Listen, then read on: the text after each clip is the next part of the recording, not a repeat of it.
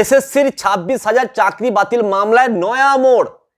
SSC নয়া নথি জমা দিতে চলেছে সুপ্রিম কোর্টে। এই নতুন নথিতে কি থাকতে চলেছে বন্ধুরা? এই নতুন নথিতে থাকতে চলেছে কে বৈধ আর কে অবৈধ।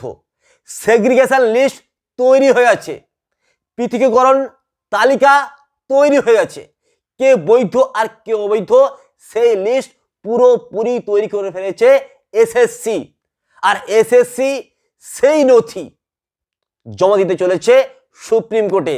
এসএসসি সুপ্রিম কোর্টের কাছে আর্জি করে যে আমরা নতুন নথি পেশ করতে চাই সুপ্রিম কোর্টে। তখন বিচারপতি খান্না বলেন শুনানি কনক্লুড হয়ে গেছে, শেষ হয়ে গেছে। শুনানি চলাকালীন কেন এসএসসি এই নথি জমা দেয়নি? কিন্তু তা সত্ত্বেও বিচারপতি খান্না বলেছেন যে এসএসসি যেন আগামী সোমবারের মধ্যে এই নথি জমা দেয়।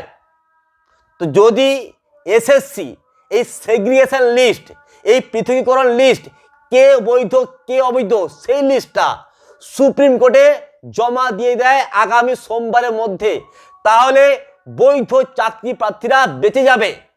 বৈধ চাকরি প্রার্থীরা সকলেই চাকরি ফিরে পাবে এবং যারা অবৈধ তারা বাদ পড়বে, তাদের চাকরি চলে যাবে। সুতরাং এটা একটা খুব বড় টার্নিং পয়েন্ট বৈধ চাকরি প্রার্থীদের কাছে।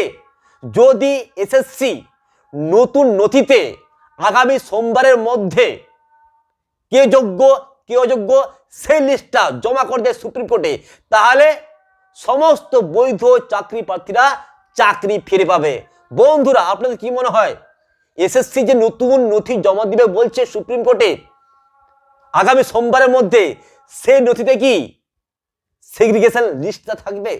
সেই নথিতে কি কে বৈধ কে অবৈধ সেই তালিকা থাকবে? এটা সব থেকে বড় প্রশ্ন বন্ধুরা। আপনাদের কি মনে হয় আপনারা অবশ্যই কমেন্ট বক্সে লিখে জানাবেন।